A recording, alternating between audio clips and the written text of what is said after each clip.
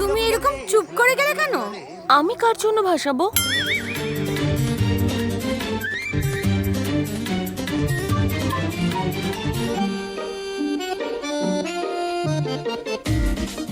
আমার তো কিছু মনে পড়ছে না। মা, তোমার সত্যিই মনে নেই যে তুমি কার জন্য প্রদীপ ভাসাবে?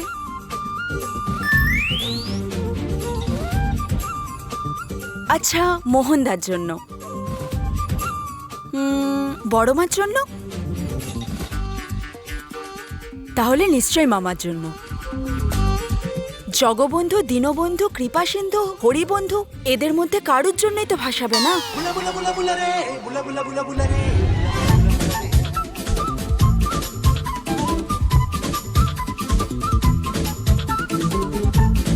সে আবার কে? ওফো কুহু, এটা মজা করার সময় নয়। রাখি, তুমি এই প্রদীপটা নিজের স্বামী বিশালের নামে ভাসাও। হ্যাঁ হ্যাঁ বৌদি, তুমি একদম ঠিক বলেছ। প্রভু, বিশালের যেন সবসময় মঙ্গল হোক।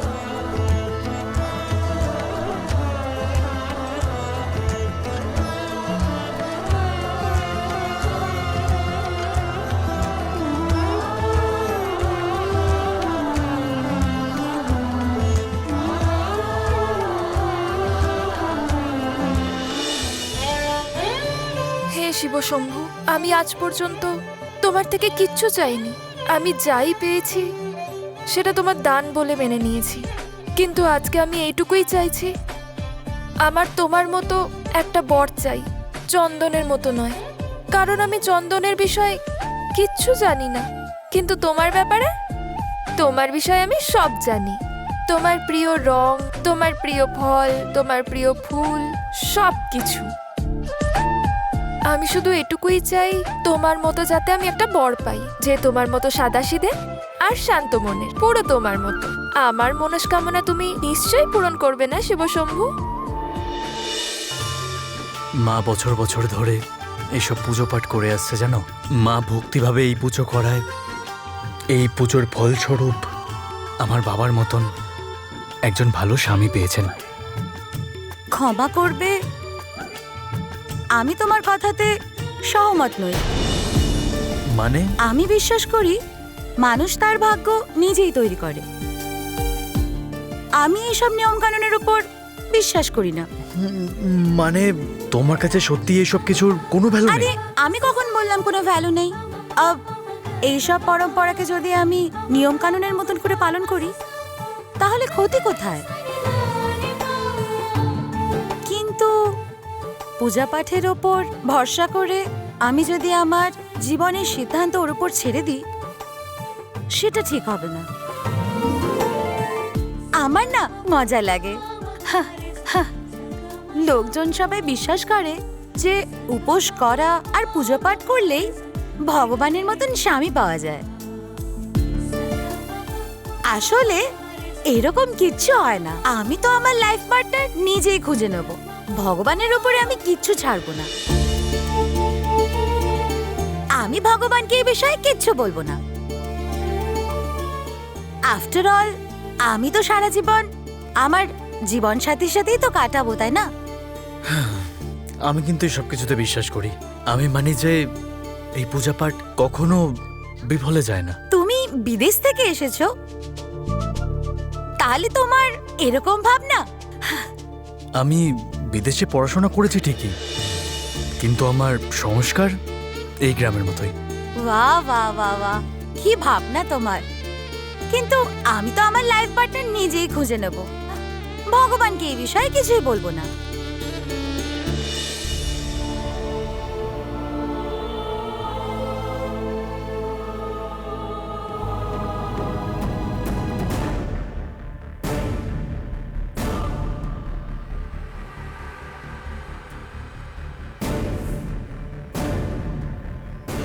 সেই নাগিনী,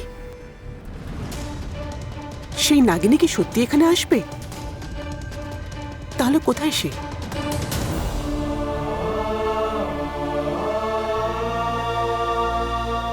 আর এই মঞ্জুরি, মঞ্জুরি সেই মেয়ে কি নয় সেটা আমি কিভাবে জানতে পারবো?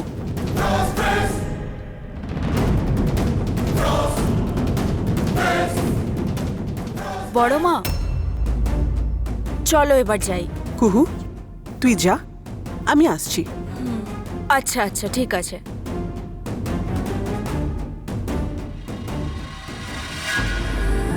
এক্সকিউজ মি, আমি একটু আসছি। হ্যাঁ, শিওর।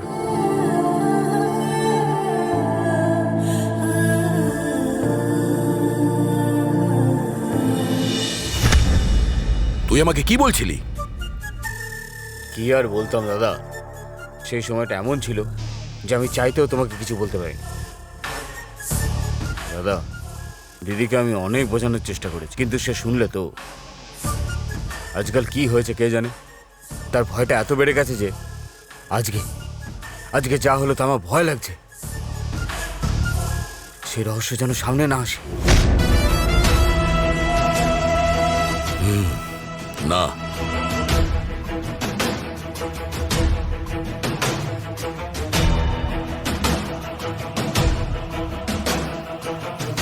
আমারও ভয় লাগছে। দিন দিন গার্গীর পাগলামোটা যা বেড়ে চলেছে, সমস্ত সীমা অতিক্রম করে যাচ্ছে। এই রকম করে যদি চলে, তাহলে এতদিন ধরে যে রহস্যগুলো লুকিয়ে আছে সবকিছু সামনে চলে আসবে। না দাদা, আমি কি সেটা হতে দেবো? মানে আমি কি সেটা হতে দিতে পারি? যতই চেষ্টা করি সেই রহস্যই থাকবে, সেটা আমি সামনে আসতে দেবো না। তাহলে কিন্তু সবকিছু গন্ডগোল হয়ে যাবে দাদা। আমিও সেটাই ভাবছি। তাহলে দাদা আমরা আর কি করব? তুই যাই কর, শোন না, গার্গীর ওই পাগলামিকে আমাকে যেভাবেই হোক আটকাতে হবে। ভাগ্য ভালো, নাগেশ এই রহস্যের ব্যাপারে কিছুই জানে না। কিন্তু দাদা, দিদি আজকে যেমন করছে, আমার তো মনে হয় না এই রহস্য নাগেশের কাছে বেশি দিন লুকিয়ে রাখা যাবে কিনা। এর কিছু প্রতিকার করতেই হবে আমাকে, না হলে মায়া আর মমতার চক্করে গার্গী সবকিছু সর্বনাশ করে দেবে।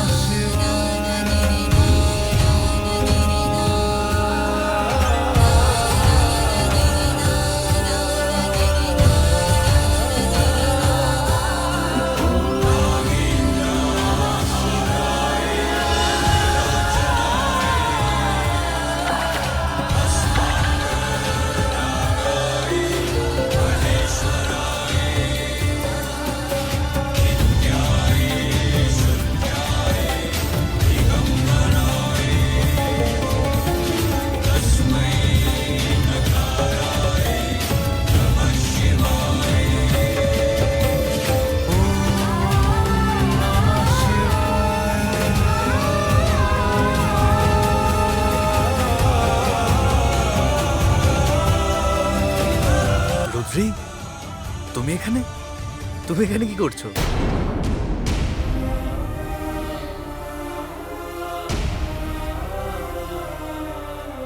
রুদ্রি,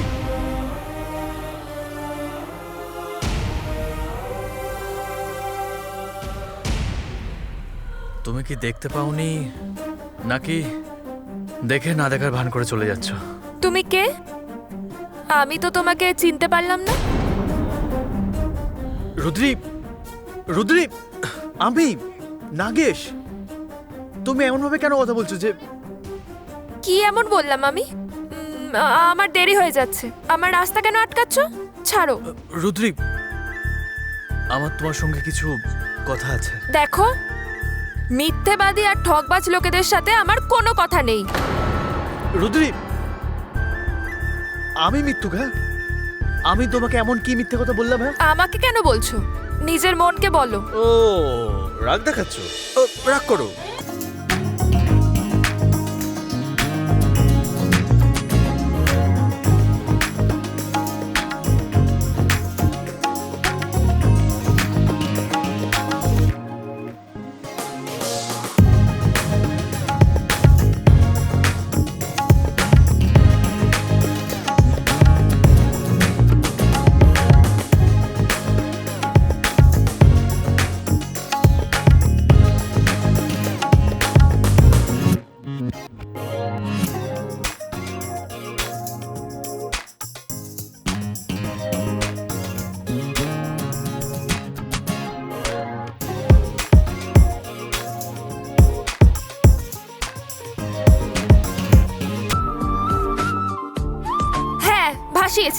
আমার যা ইচ্ছা হবে আমি তাই করব, তুমি বলার কে?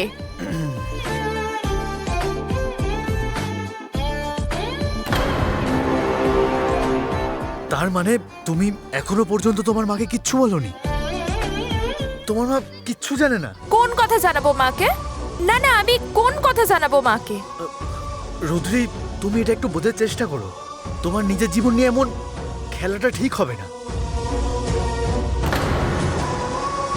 প্লিজ একটু বোঝার চেষ্টা করো। তুমি তোমার জীবনটাকে পুরো নষ্ট করে ফেলছো।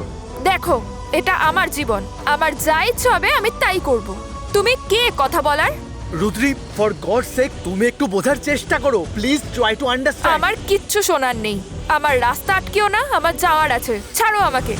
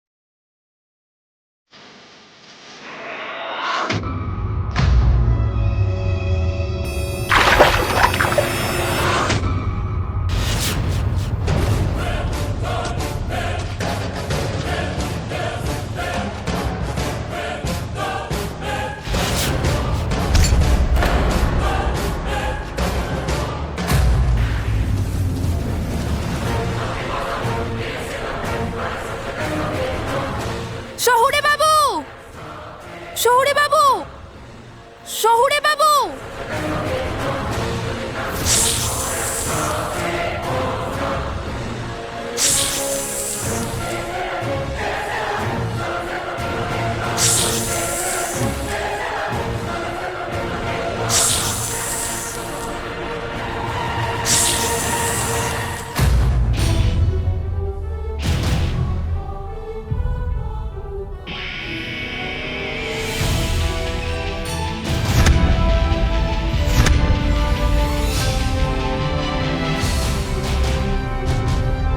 শহুরে বাবু, শহুরে বাবু!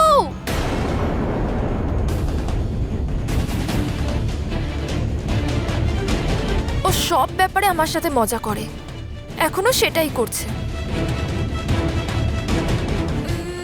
দেখো শহুরে বাবু, আমার এসব মজা টজা ভালো লাগে না, বলে দিলাম। শহুরে বাবু, এটা কি ঠাট্টা করার সময়? মজা করছো? তুমি কি ভাবছো আমি ভয় পেয়ে যাব? আমি এত সহজেই ভয় পাই না, বলে দিলাম। শহুরে বাবুর সাঁতার জানে কি? হ্যাঁ জানে নিশ্চয়ই, এতদিন বিদেশে ছিল, সাঁতার তো জানবে।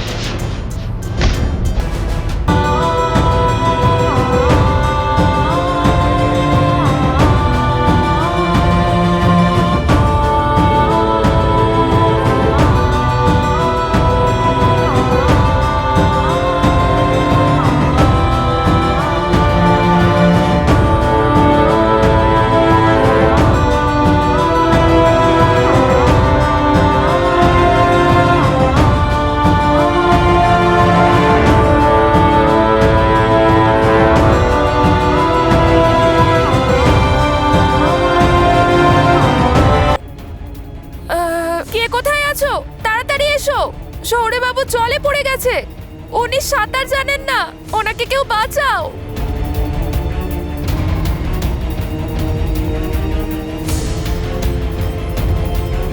আরে কে কোথায় আছে, দৌড়ে এসো, শহুরে বাবুকে বাঁচাও।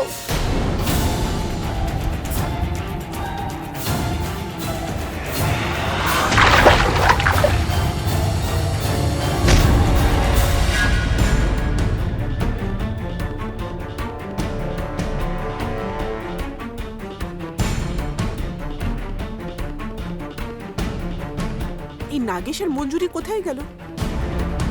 এই কিছুক্ষণ আগে তোরা এখানেই এসেছিল। কোথায় যে গেল?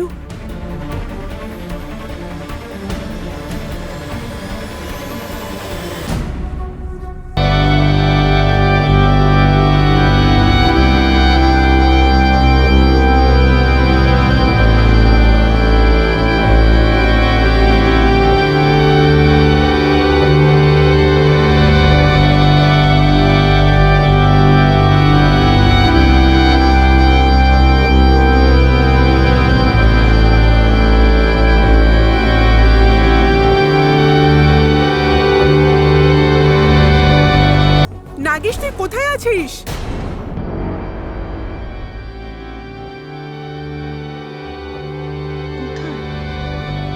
কোথায় আছিস এই নাগিনী?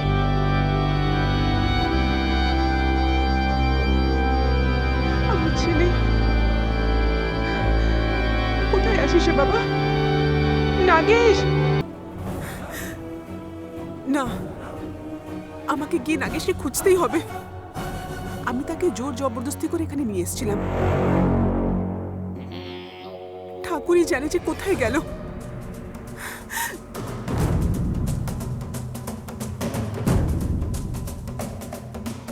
সেই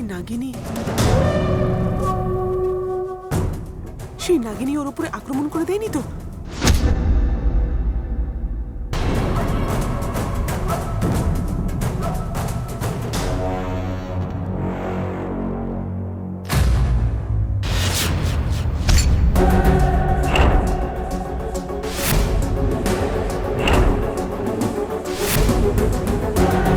গার্গিমা,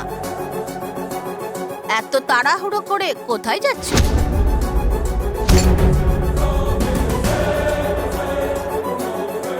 দ্বীপ ভাসাতে এসেছে তোমার পরিবারের লম্বা আয়ুর জন্য। কিন্তু তোমার পরিবারকে তো বেশি দিন তো রক্ষা করতে পারবে না গার্গিমা। যে কষ্ট তোমার পরিবার আমাকে দিয়েছে না, তার সামনে তোমার এই কষ্ট কিছুই না। এবার খালি দেখে যাও তোমার পরিবারের সঙ্গে আর কি কি হতে চলেছে।